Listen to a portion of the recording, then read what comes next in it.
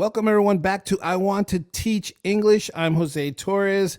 I'm really excited about today's episode because I'm going to be interviewing a gentleman who is well-versed and well-traveled in English language learning. And I'm really curious to just pick his brain about some of the things he's been doing, some of the things he's done.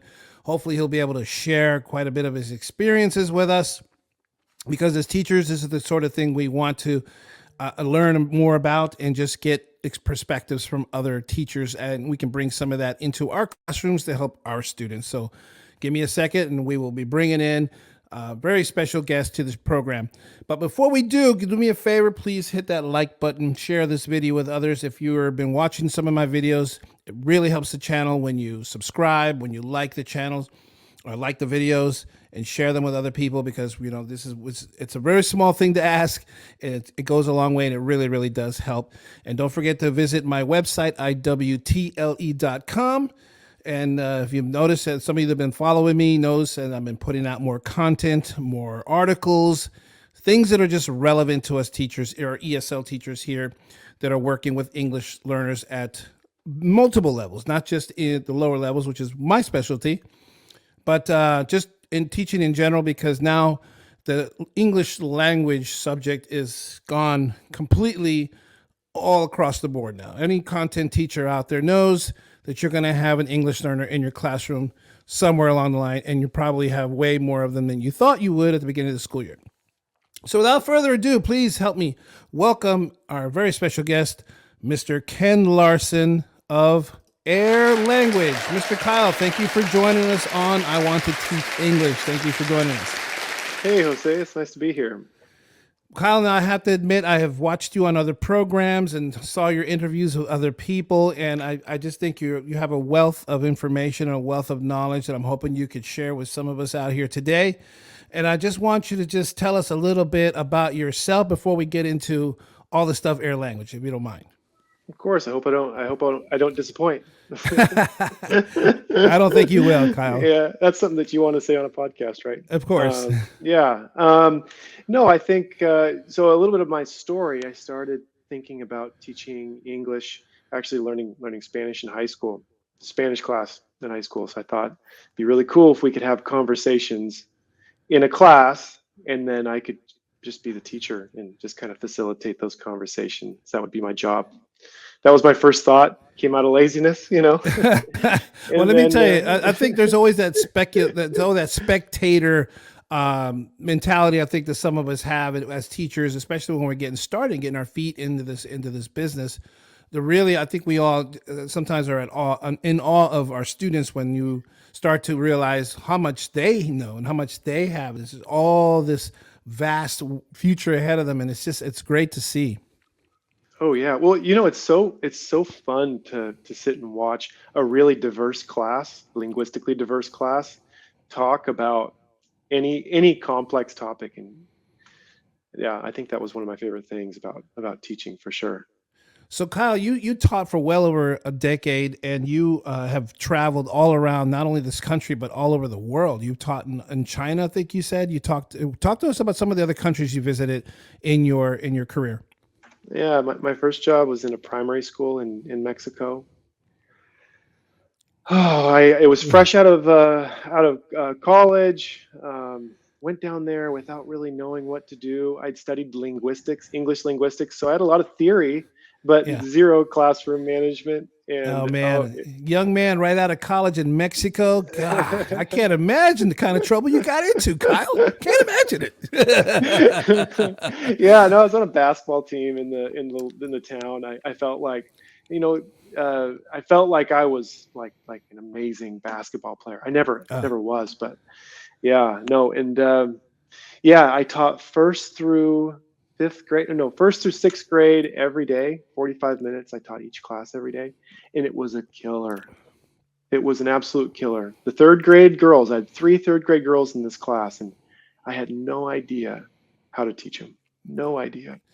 See, this is the conundrum that I think a lot of us find, especially early in our careers. I remember being in 2-3 years in and wondering what am I going to do? Like just kind of racking my brain. But I think for those teachers that are out there that are watching that are in that situation where you're just kind of feel your way through, there are lots and lots of guides and products out there, and there's all kinds of ways to find the strategies and the planning.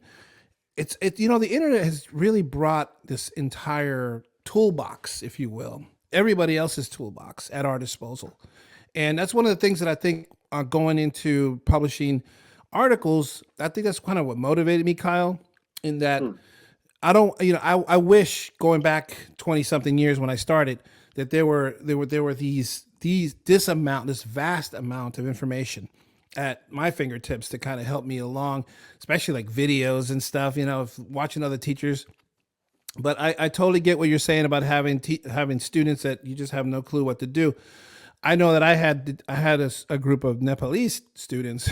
It's I think as a Spanish speaker and you have Spanish speaking students, it's a little bit easier because I can communicate with them, right? Yeah. But when you're talking about Nepali, like I don't know how to speak Nepali, so the challenge was there, and it was very, very real. So.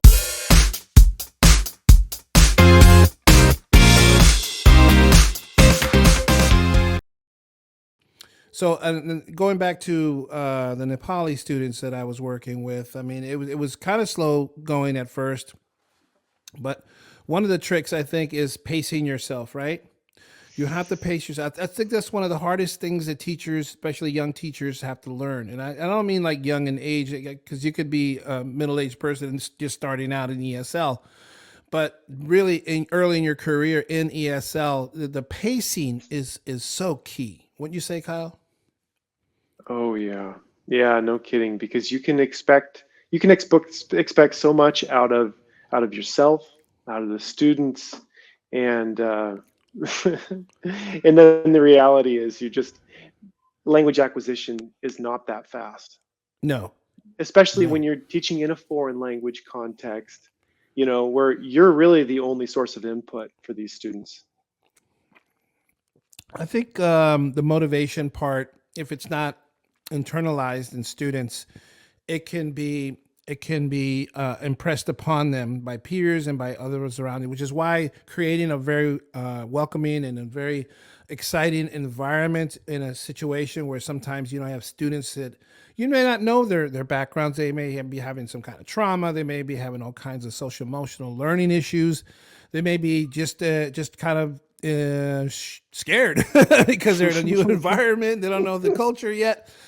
And speaking of culture, Kyle, I think this is a very, very important thing that we need to keep in mind as teachers, is that language and culture are interconnected. They are inseparable. I was talking to a colleague earlier today, and we were talking about this very same thing. And this is going back to an article that I published recently about the Gricium Maximus. I think you commented on that article, if I'm not mistaken. Oh yeah, yeah, and it was blew very my interesting. Mind. It blew my mind because when you're thinking about reaching a certain level, and I, admittedly, and don't throw stones at me, but my wife is at that level where she's trying to climb into like the native like speaking, but. And I think she puts a lot of blame on me. So you're an English professor. I should be speaking like a native speaker. So I get it from my wife already, believe me. But and I try to explain to her, and I'll explain to anybody else, is that you have to really incorporate the culture aspect of it. I think you miss a lot of the nuance, and I'll give you a really good example. If I take an English joke and translate it into Spanish, just on its face, you think that it would translate well, and do you think it will be as funny in another language as it is in English? Do you? No, probably not. No. And vice versa. If you take a joke that's funny in French or Italian and you translate it to English, it's not going to be as funny because there's that cultural context involved, right? And there are also cultural norms that people just take for granted. If I ask you, Kyle, hey, Kyle, how was your weekend? You're going to know when to pump the brakes, I think. You're going to say, yeah, it was a rainy weekend and I didn't get to go do the outdoor stuff I wanted to do. But overall, it was kind of good because we were indoors and we watched movies. And I'm like, oh, that's fantastic, because you know where to cut off the information. Right, right. But an English learner won't because they're not from this culture. And they're depending on the different cultures, right? Some cultures it's impolite to give too many details. So they'll be like, it was good. Okay. Or in some cultures it's impolite not to give though, and they're telling you about their grandmother and where they went and what they did and uncle this and okay, all right. That's a bit much. Yeah. It's so interesting because I deal with that in my own neighborhood. I live in a really multicultural neighborhood down here in Texas. And sometimes I just just need to go for a walk and I want to say hi to somebody, and then Uh-huh. 10 minutes later I'm standing there. It's nobody's fault. Okay. No, And of I course I not. try to convey this to my colleagues. It's not your fault. It's not the student's fault. What's happening is there's a disconnect. Now, you can make arguments for the, generations and that's whole thing. Cause I think I think we're coming up with the younger generations that have been attached to a tablet or cell phone for a majority of their lives. And so the social element is not fully there, I think. And I think it's safe to say that, just because I'm seeing that, and that's a whole other issue because now you have the social the social component, but in language itself, the cultural component I think is what's keeping some students from just going over that hump. And I think the ones that do incorporate that, the ones that do get the lingo, they get all the idiomatic expressions, and they know all the inferences, and they just catch on, man. And before you know it, they're just like anybody else. So, That Jose, does happen. do you think that just because a lot of this has to do with values that are kind of part of the culture, do you think that there's like a misunderstanding of values, and that's what kind of causes the disconnect and a reason for people not to learn English very fast? Well, it's more than just the misunderstanding of the values. I think that they just completely miss that there was a value, because in some ways, like they can say things that are offensive. Like in some languages, it's rude not to tell the truth. Like I had like, okay, I'll tell you, my mother's deceased, but bless her, man, she was great, but she just had a way of just being blunt and honest to the point where it was like, wait a minute, hold on, what do you mean I'm fat? Wait, couldn't you have framed that a little differently, mom? And I'm not talking about me. I'm just like other people, and the people are like, oh my god, this woman just called me literally fat, and she didn't mean like to be like mean about it. It was just that was the way where she comes from. That's how they were. And I think like that's obviously an extreme case, an extreme example, but there are other examples where people just other culture. I think in some Asian cultures, if you ask them a question, they'll tell you this whole story that goes around, and it takes them a few minutes to get to the point. Mhm. And as Americans, we're more direct about it. And I think if you're dealing with cultures that aren't so direct, it may seem rude. Yeah, yeah, no kidding. Have you ever read this book? I'm sure it's on my shelf. It's called The Metaphors We Live By. It was written Mm-hmm. back in the 80s. You have read it? I've heard about it. I didn't read it though. Yeah, it's And if so I did, I don't interesting. remember it.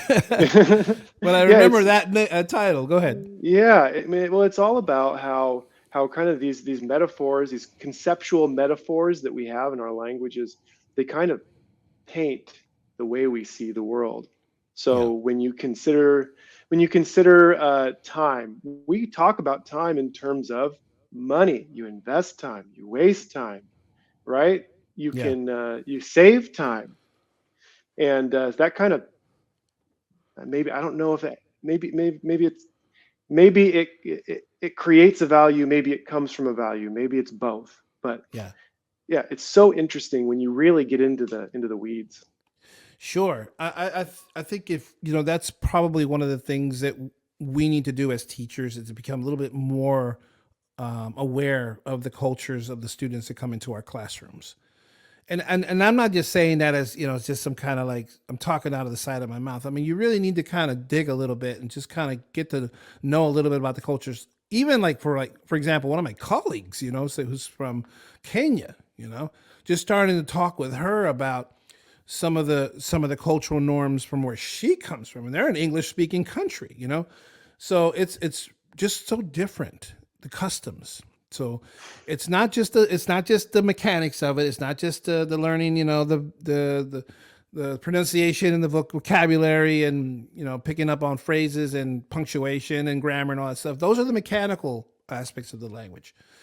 There's more to the meanings of it as well, and we can talk about inferences to from here to the moon.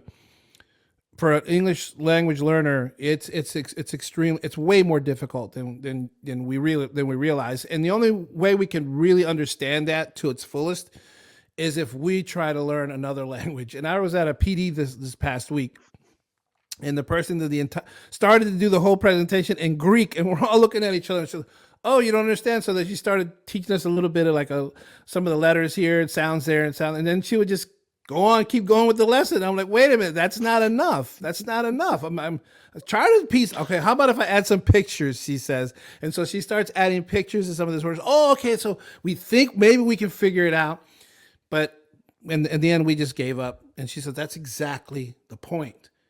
You can't go too far. You can't give too much. You have to pace it. You have to give all the scaffolding necessary for them to get to the meat of it, to understand it, to really wrap their heads around it. And that really we were just kind of all sitting there going, wow, like this is what happens in our classroom, Kyle. Yeah, no kidding. No kidding. How many times have you met a student who's just given up because it's too hard? Yeah. And I think that's where we are.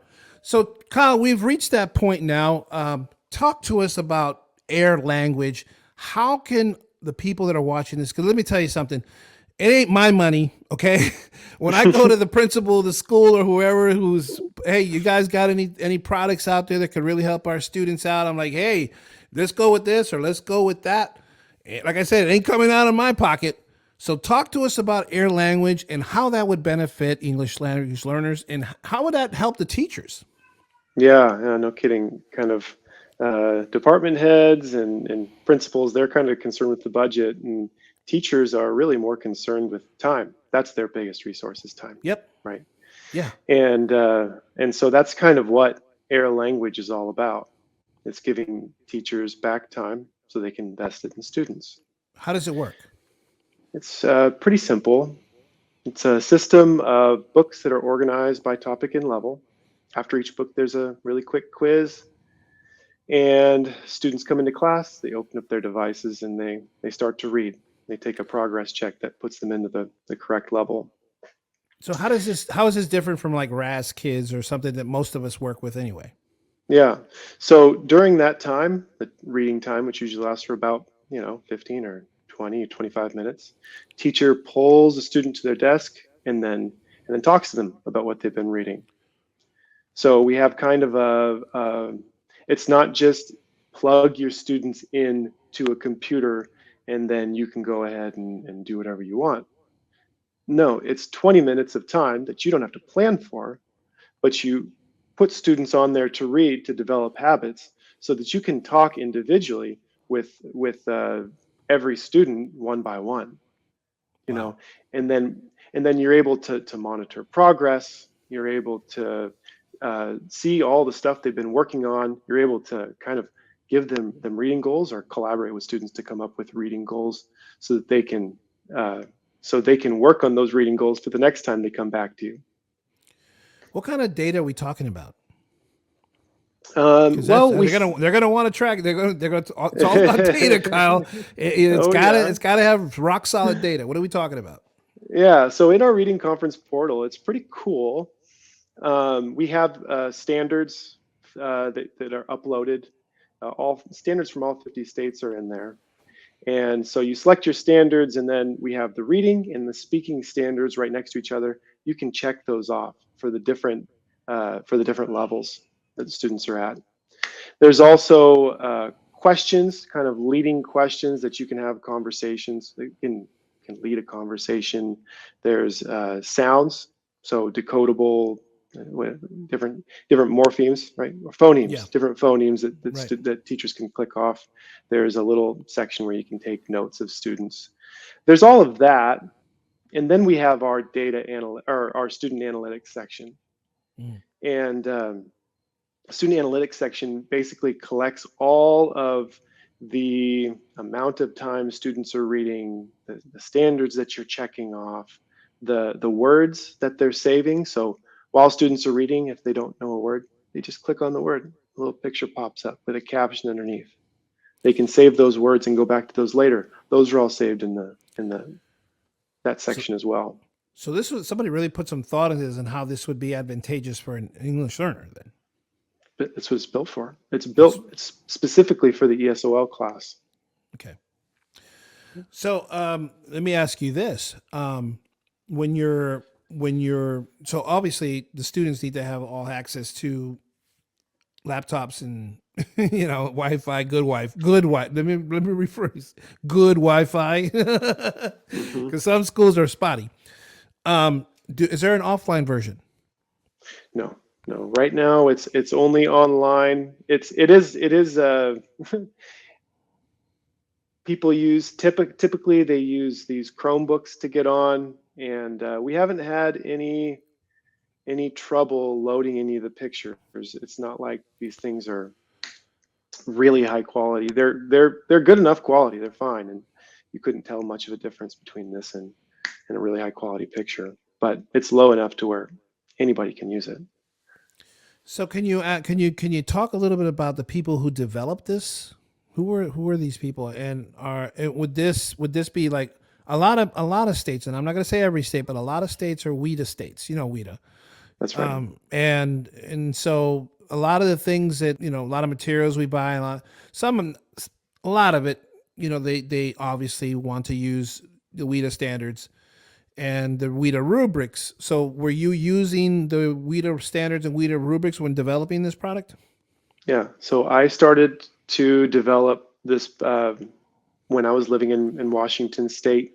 That's a WIDA state, Uh-huh. and and so we have 4 levels of books, and they go up to, I believe, yeah, they go up to level 4 on the Mm, WIDA scale.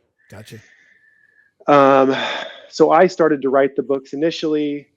This summer we've got a woman from Texas and then another woman from, I want to say Kosovo. Yeah, Kosovo to Kosovo. develop some books. Yeah, yeah, of all places, Kosovo. She's a PhD in literature, and so yeah, it's really developed off of that WIDA framework. Now we have applied the standards from different states, different organizations to that as well. Think ELPA 21, TELPAS, the New York, whatever. It's a Yeah. long one. NY, New York, California. So all states really. So, like one of the big complaints that people have about some of these online tools is that the licensure issue. It's always like a constant problem with licensing. So, how easy is it, and how user friendly is the whole licensing process with Air Language? I mean, so we have what's called our freemium version. It's a free version. It's Free? limited, Did so you say freemium? it's called freemium. That's great. I love it. Yeah. Yeah, so it's called freemium. I don't know where that came from, but it's a limited version of our app. Okay. Teachers are able to upload 30 students, up to 30 students into their classroom for free, and then if you want access to additional things, we have a reading tutor, an AI reading tutor named Ari. Oh You want wow. additional access to that, they'll have kind of just a small amount of credits that can be applied to that. Well, you never have to So worry about Ari going on strike, right? Listen, does this work with cell phones and tablets? absolutely, yeah, Excellent. yeah, That's great. yeah. Well, my last job, I was teaching down here in Texas, and we had a group of students come from a small town in Honduras, and they've never touched a computer before. None of them Wow. had. And so I thought to myself, man, this needs to be like one click, just one to start reading. Yeah. Yeah. So that's what we did. So just one click to start reading. So you simplified this whole process for the student. That's great. That's amazing. But yeah, it's made for them. That's why we built it. It's made for Now, them. do you have a demo version to let's say I want to go back to my school and share this with my principal, and like maybe we can get this school year. If not, maybe we'll get it, after the semester is over or whatever. Do you have a demo version? Yeah, that's the freemium version. There were a bunch of people asking for free demos and stuff, so we just made it easy and gave them. Excellent. Well, Kyle, let me tell you, this has been a very, very fascinating conversation. I'm so glad that, the people that are developing these products, these materials, are actual teachers or people that have spent significant time in the classroom. I don't think this, it's almost like I can pick them out. I could see a book and be like, hey, check out this new book we got for our ESL kids. They show up in here with this, they drop this big box on my desk and I pull it. I'm like, what is this? Who made this? This is a big paperweight. This is useless to me. Yeah, and there's nothing more aggravating than that.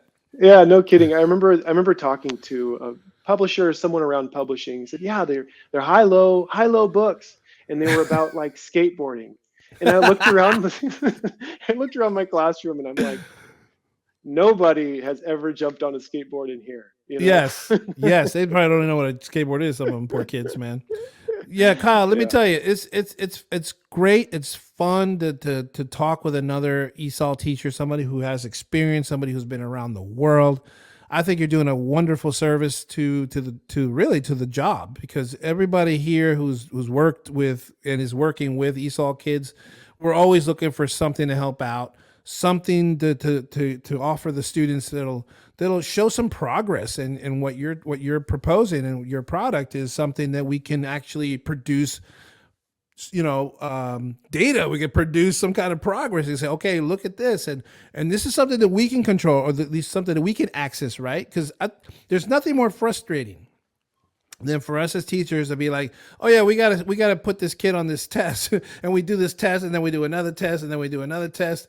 And it's like, okay, so we have all this data. What are we doing with it? How does this look in terms of aesthetically, how this looks when you print out these results from Air Language? What does that look like? So we do have a kind of an Excel or CSV file that you can print off. That's going to be really good for that end of the year conference with your principal. Yeah, right. Right now, all we have really for the individual student profiles is screenshots, and that's got to change, I think, at some point. Yeah. So yeah, that's a good. But that works too. Yeah. Right. So one of the things that we're doing now is tracking. Like individual teachers are tracking data. What kind of data?